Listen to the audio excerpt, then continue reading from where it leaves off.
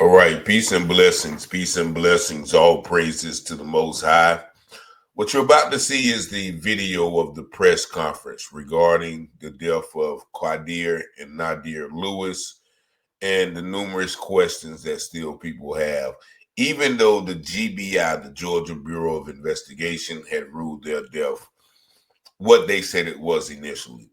But just watch this press conference, and we're going to be right back with some more commentary. Uh, so I am Nazir and Qaadir's uncle. I'm Tiger. So Uncle Tiger. We have here their dad. Okay. Okay. So Tiger, like the animal, Tiger. Uncle Tiger. That's what I go by. We have dad right here, Tyrese Lewis. Hello, how are you doing? So Tyrese, as you can see, has had a lot of stress. He had a stroke, and then soon after the funeral, he's been in and out of the hospital. So we want to definitely thank the NAACP for standing behind us and standing with us. And let me let you guys know, because I heard it a lot. I heard it a whole lot. It was not the NAACP's fault as to why we are now sitting with them in front of you guys and talking to you guys, but out of caring for people as they do, they took the family's situation into consideration with everything. So they wanted to wait until Tyrese was well enough and out of the hospital to come and speak and introduce himself to you guys. This right here was the custodial parent. So his boys lived with him, and great father right here, raised his sons.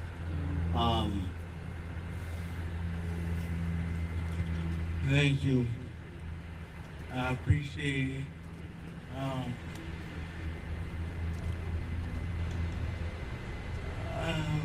want to say thank you. I can't say no more.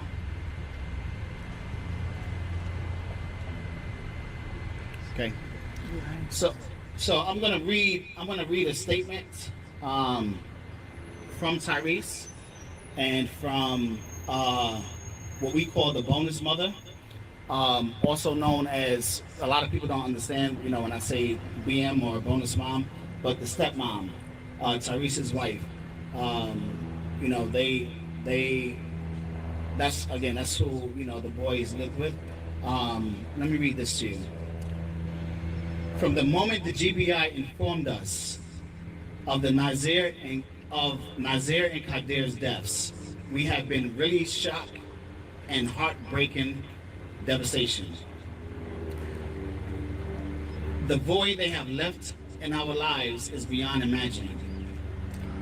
Nazir and Qaadir were, among many things, intelligent, loving, funny, kind, respectful, ambitious, independent, and resilient young men.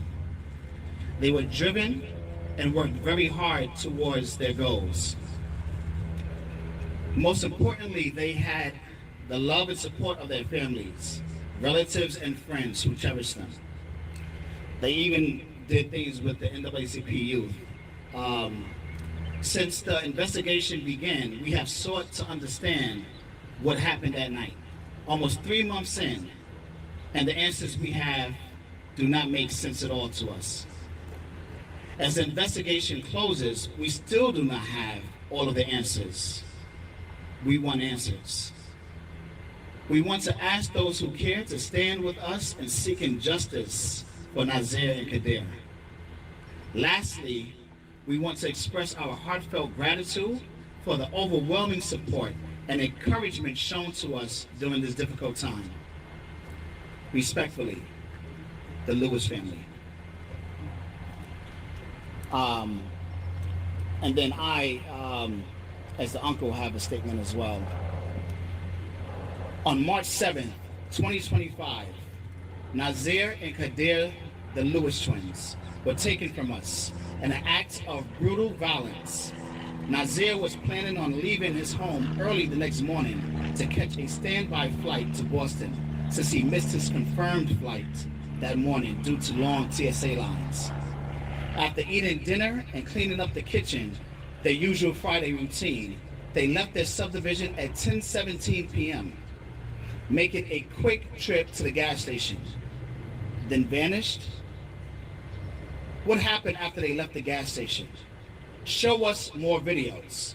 Since when does a 19-year-old who just spent money on a plane ticket to see his long-distance girlfriend all of a sudden choose to off himself instead of having fun with his girlfriend? Did they have a key to the lock gate at this unheard of mountain to non-hikers? Did they call authorities or emergency services members to unlock the gate for them? Who unlocked the gate? They were bad drivers. One of them asked to drive my car. I replied, never. I would take pictures of how they parked on the street just to tease them, especially Qaadir. Those teenage boys would have driven off of a cliff if they had to drive on a curvy, windy, narrow road up a mountain in pure darkness. Their lifeless bodies were positioned in a way that screamed sacrifice. Scott Curlin and others took so much pleasure in the systemic white supremacist tradition, they shared Scott's murder scene photos with their children in order to desensitize them and encourage those terroristic behaviors. I purposely did not say crime scene photos because I didn't see any crime tape markers or any indication that would suggest it was a crime scene. I didn't even see a gun in those pictures. For months, officials have ignored our cries, but today we stand before you to say enough. We demand a full investigation and an independent one. The release of all evidence and arrest for those responsible. Qaadir and Nazir were loved. They were stolen from us. But the legacy is ours to define. Every time we speak their names, we defy the silence that lynching demanded. The fight is sacred. Stand with us. This is not just our fight.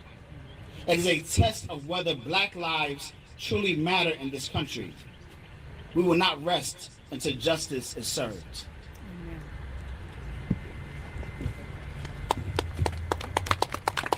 Thank you. So, introduce yourself. This is the president of the NAACP, Gwinnett. First of all, I want to thank everybody for coming out today. I want to thank the media for covering this very important story. I also want to thank the members of the NAACP Gwinnett County branch, our state president, and other NAACP members that may be here that's a part of other branches here that we have here in Georgia.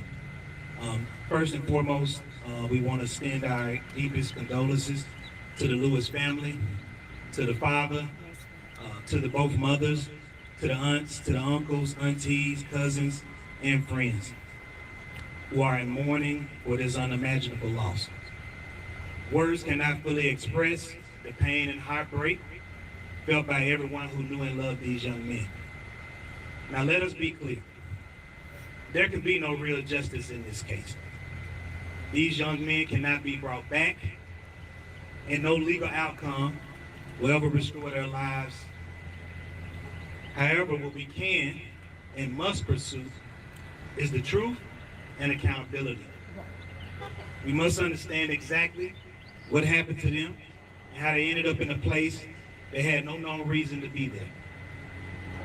At this time, the NAACP Gwinnett County branch is demanding a full and immediate release of all evidence held by the Georgia Bureau of Investigation. The GBI cannot speak out of both sides of its mouth. It can't publicly say the case is closed, but privately say that they will not release all of the evidence to the family because they're still investigating the case. This lack of transparency is unacceptable. We're also calling for an independent investigation. The GBI and Towns County law enforcement have demonstrated time and time again that they cannot be trusted when handling cases of mysterious death of young black men. Our organization is committed to truth, transparency, accountability, especially when it comes to how law enforcement investigates deaths of black people. We will not rest. We will not be silent. We will continue to fight for these young men and their families until the full truth is brought to the light. Thank you.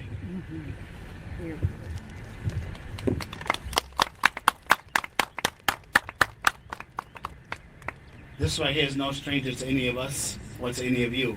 This right here is attorney and president of the state conference of the NAACP, Attorney Gerald Griggs.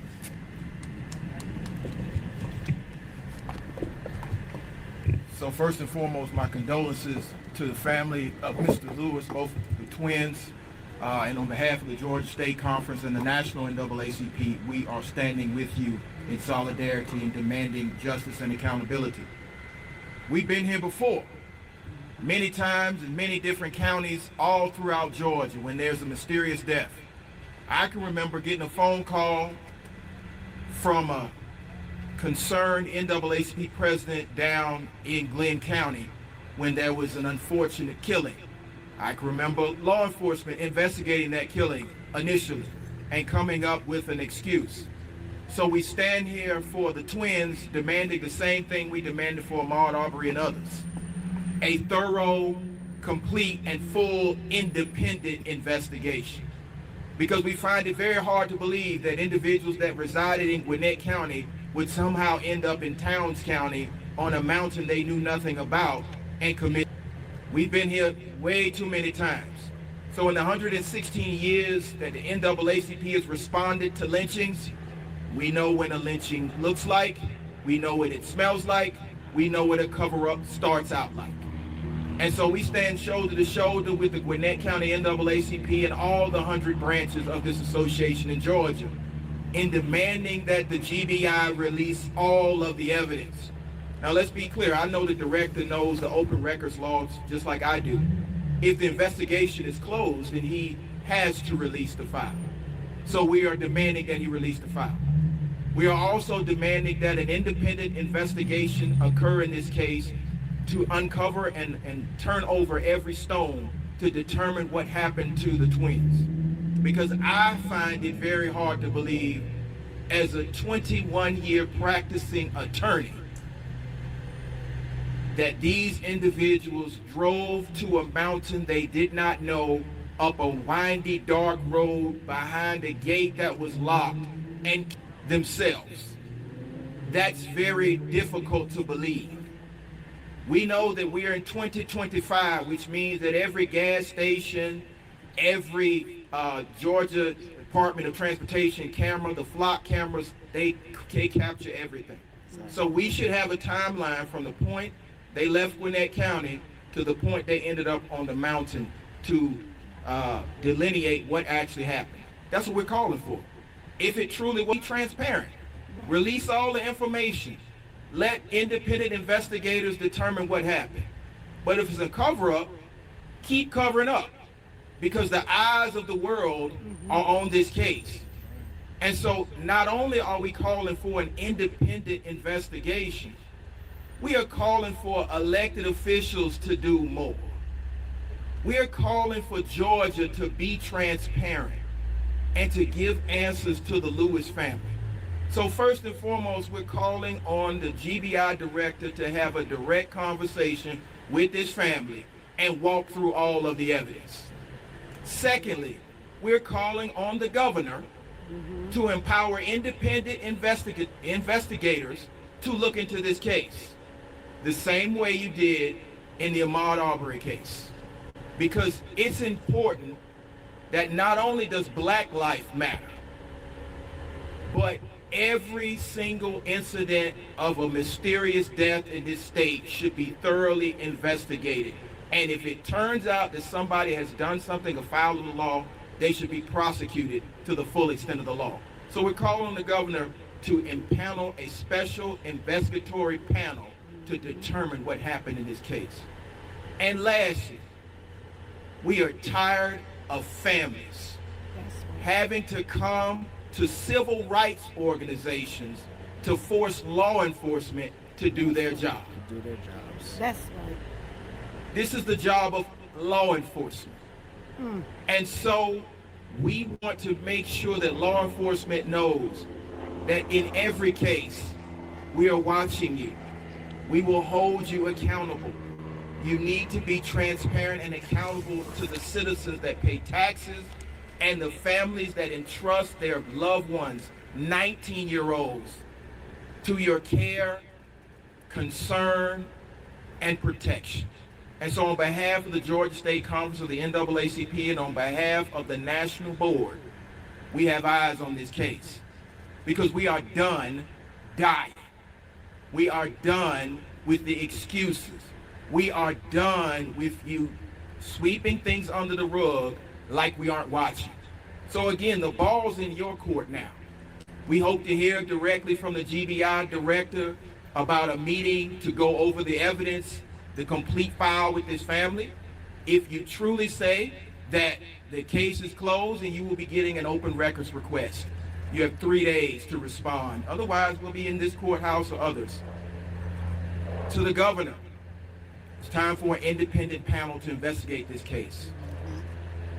And to law enforcement, it's time to be transparent. Investigate these cases like it's your loved one. And be clear and transparent with the truth. And let the chips fall where they may. So on behalf of the Georgia State Conference, we stand shoulder to shoulder with the family. We stand shoulder to shoulder with the Gwinnett NAACP. And again, the ball's in the GBI's court. Release the file and allow an independent investigation. Awesome. Very good.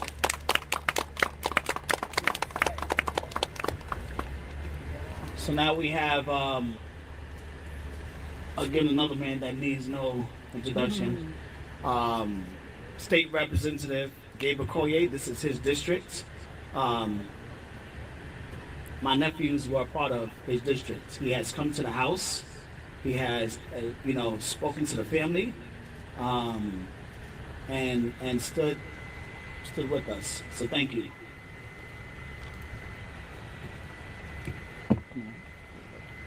Come on, Andrew. Thank you. Thank you, Tiger. And let me just introduce myself. My name is Gabriel Collier. I represent the 102nd District in the House. And these two young men should be alive today. They should be alive. Like Tiger said, I've been to the house. I've heard their story. And I've seen the parents. Folks, if it looks like a duck, walks like a duck, and quacks like a duck, it has to be what? It has to be a duck. This investigation surely looks like a cover-up. Yes, I'm not talking down on law enforcement. They do a great job, and they're human beings. Sometimes some cases may not be easy to crack, but put yourselves in the shoes of this family. When I visited them, I knew they were a very strong family, but I also knew that they have been broken. Who wouldn't? To lose a child breaks you. How much more two? Think about it. And then, on top of it, you are not able to find out exactly what happened to them. Come on. If you want to commit, why do you have to travel 3 hours away from your house? What stops you You have your bedrooms, you have your backyard. It just makes no sense. And hey, if you're gonna cover something up, make it believable. This ain't. And I ask, hold the hands of these parents during your investigation so that they will know what you have done and believe your outcome. Because, like I said before, it is so difficult, so hard to lose a child. How much more to, and also to endure a cover-up. Thank you so much.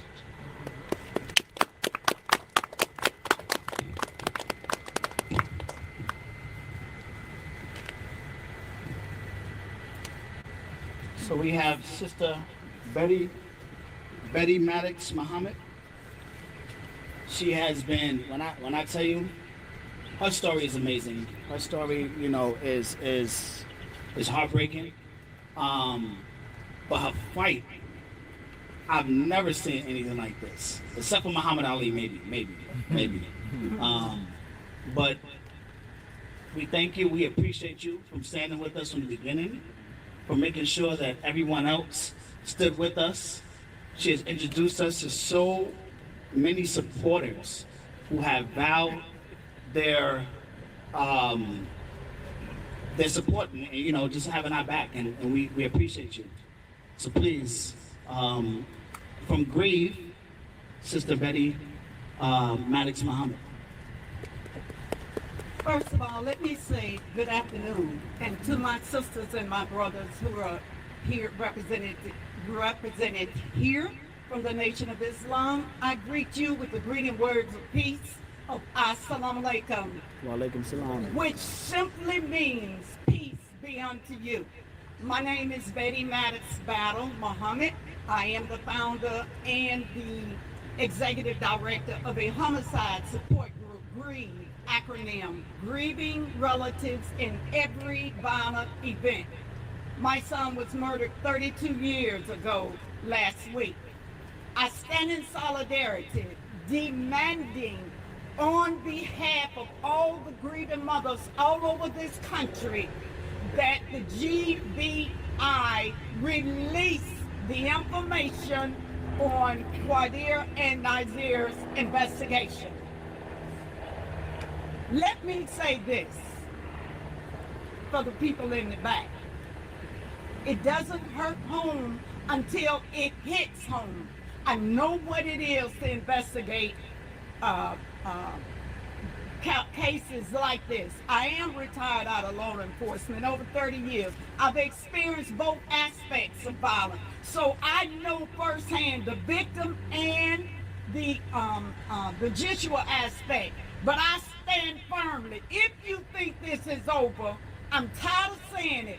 Enough is enough. We will not take any less than a thorough, swift, and transparent investigation.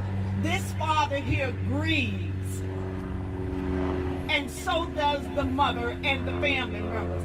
I ask you all to stand with us as grieving mothers to demand that the governor of this state do what needs to be done, because if we do not, it's going to happen again. From the bottom of my heart, on all the grieving families here all over the world, I greet you with the greeting words of peace of Assalamu alaikum, and I pray that God will intervene and bring us justice.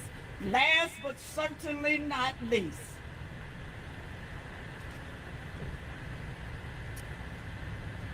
there can be no peace without justice. And there can be no justice without truth. And there can be no truth unless someone stands up and tells us the truth. Thank you so much for your presence, and we look forward to the collaboration. On behalf of grieving relatives, we express our condolences to the family. God bless us all.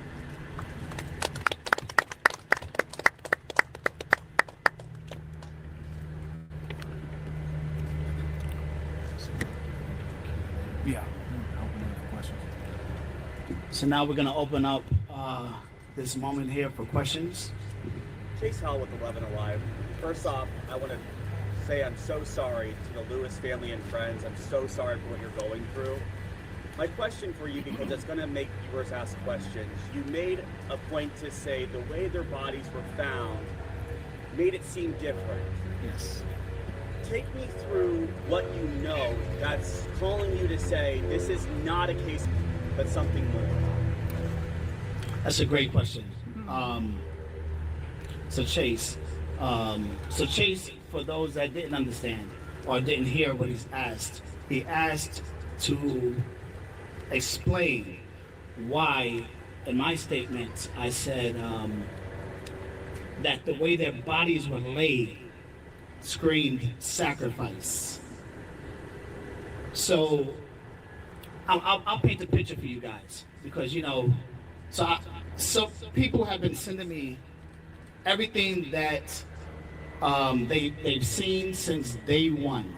Since I've been sharing this story with everyone, all of the tastemakers, all of the people that can do something that can spread the news and spread it fast, so we could raise the money to even have unexpected funeral for two.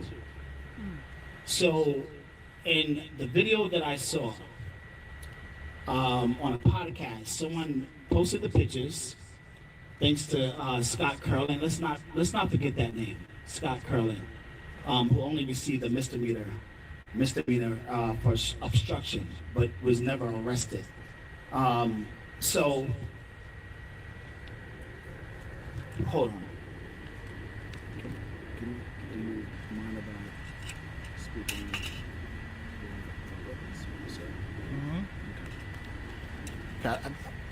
So I've never shared this with Tyrese because of the sensitivity. But I'm going to share it now because it's important. And he just said it's okay to do so. So you guys know, on Easter Sunday, everybody uses pretty much the same logo, right? You have the 3 crosses on the mountain when Jesus and the murderer and the robber were, also being punished. So there was missing 1 cross, basically. It was 2 crosses. So their bodies were like this.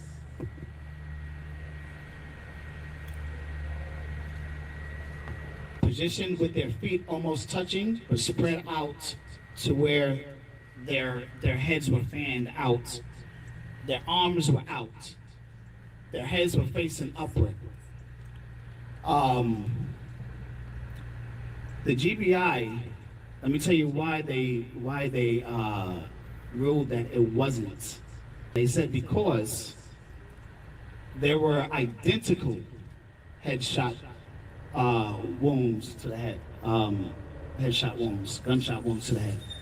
So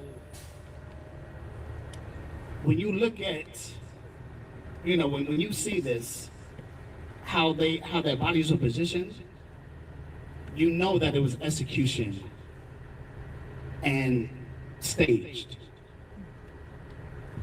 Did that answer your question, Chase? Yes, sir. Andrew Snorton, Trade Community Solutions. The operative theme that we're hearing is integrity.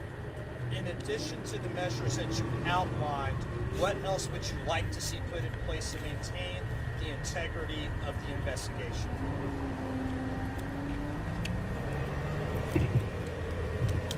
Well, at this point, my understanding is the investigation is closed. And so if the investigation is closed, they just need to release the evidence so that independent investigators can go through it and determine if there's any follow-up that needs to occur to determine what actually they believe the cause of death was, and then make an independent determination, and then, of course, turn it over to other law enforcement sources. So there's nothing left to maintain the integrity of the investigation that's closed. Attorney Griggs, if I may, while you have the mic, what legally can be done for the police department, for GBI, to release all that evidence? In your professional opinion, what can be done?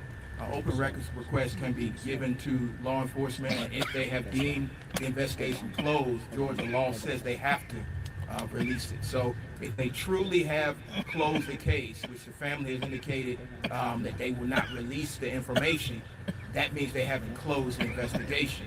And then once independent investigators have the file and go through it and make an independent determination, there are other steps that can be taken, either elevating it to a higher law enforcement source, namely the FBI, or in some cases, the family could file a request for a magistrate court judge to hear the evidence through a warrant application hearing and potentially open a criminal investigation. Or they could take it to the district attorney of that circuit and turn over the investigation. So what people need to understand is law enforcement ultimately does not make the call of whether or not a case will be prosecuted.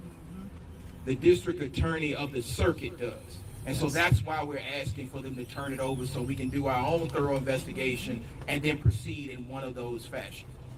When was the last time the family met with the GBI, and did they give any indication that they would eventually release? I think it's a better question for the family. So the answer to that, well, he asked just now, tell me your name?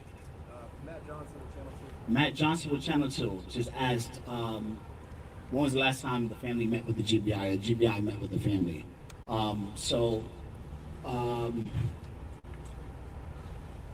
His wife, my sister-in-law, did speak with them this week.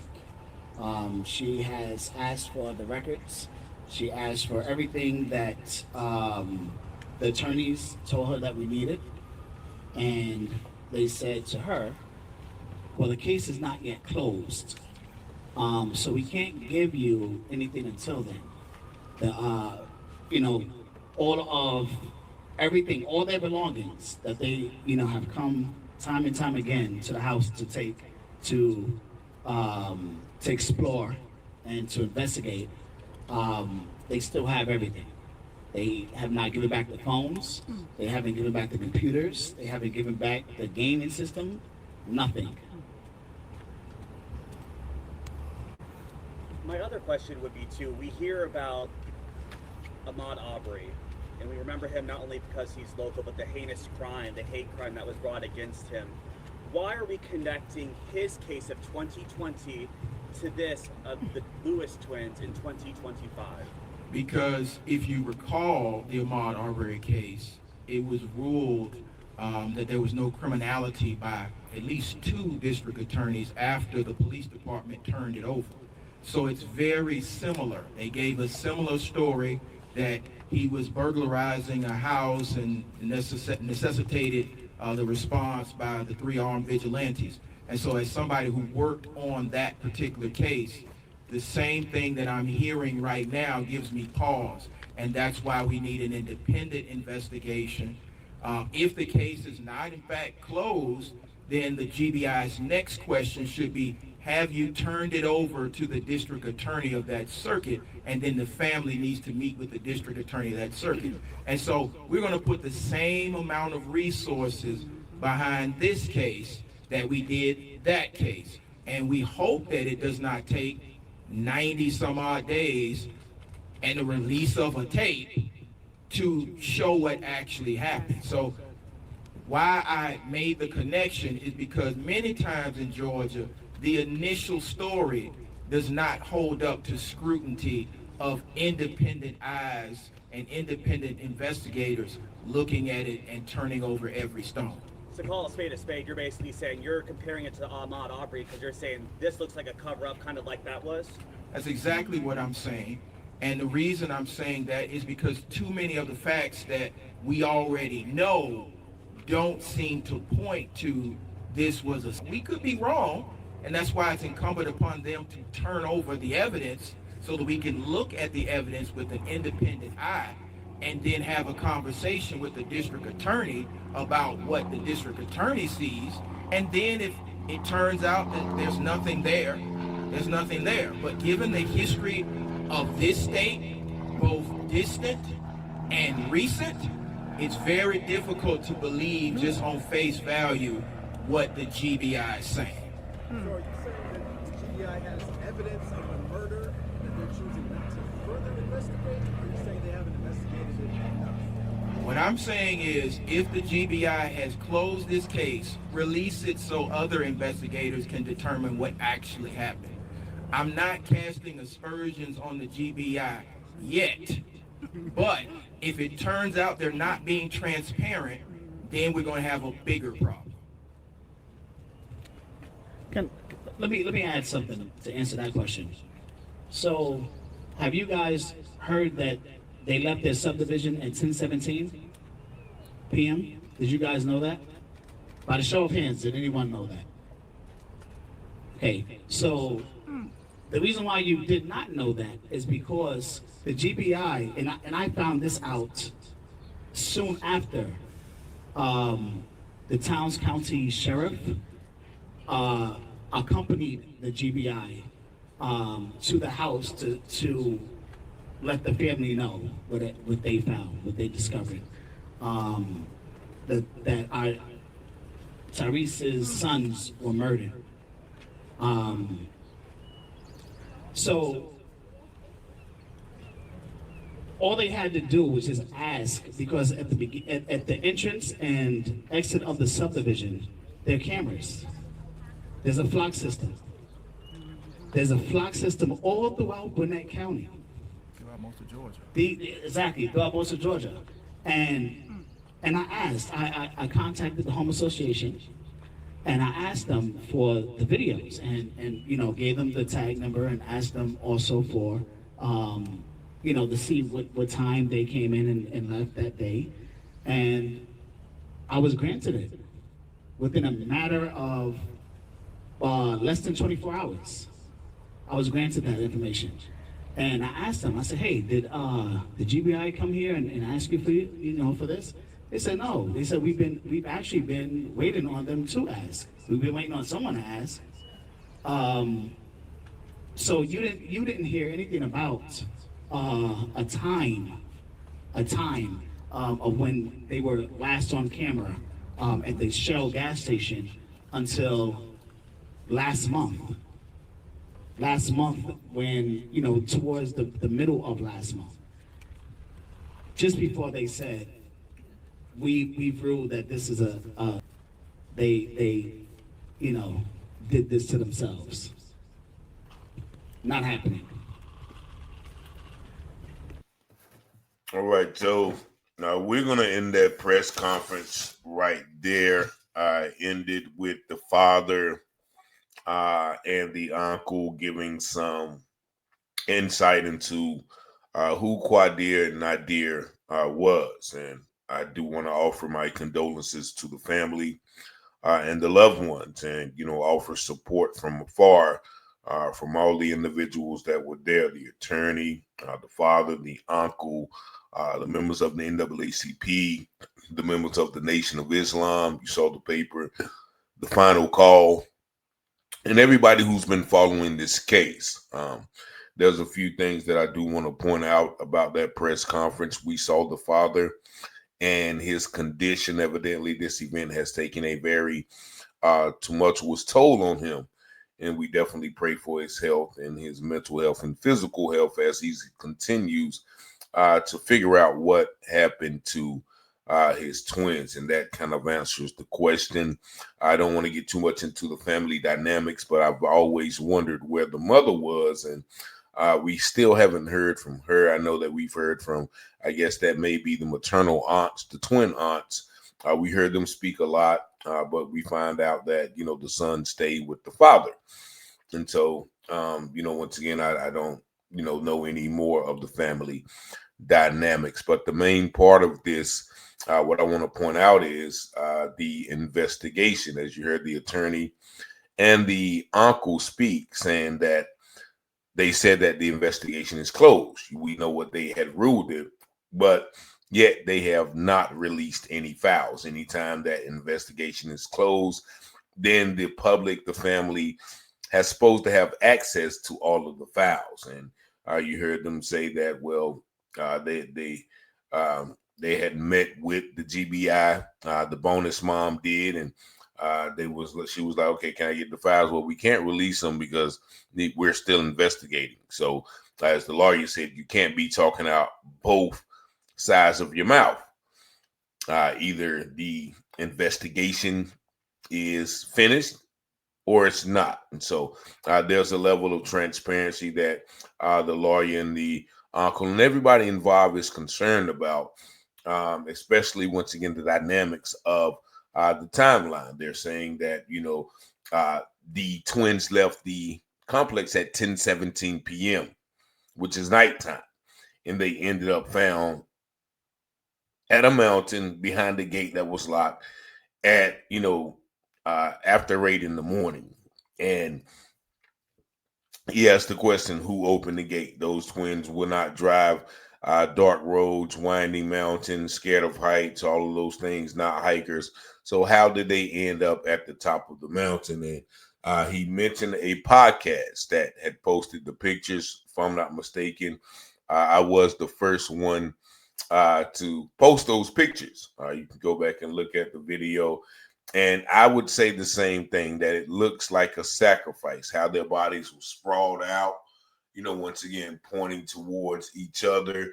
As the uncle mentioned, no crime markers, no guns, no shell casing markers. None of those things were evident on the scene, which also gives someone pause, as the lawyer said, to think about this. And they still have not got the files,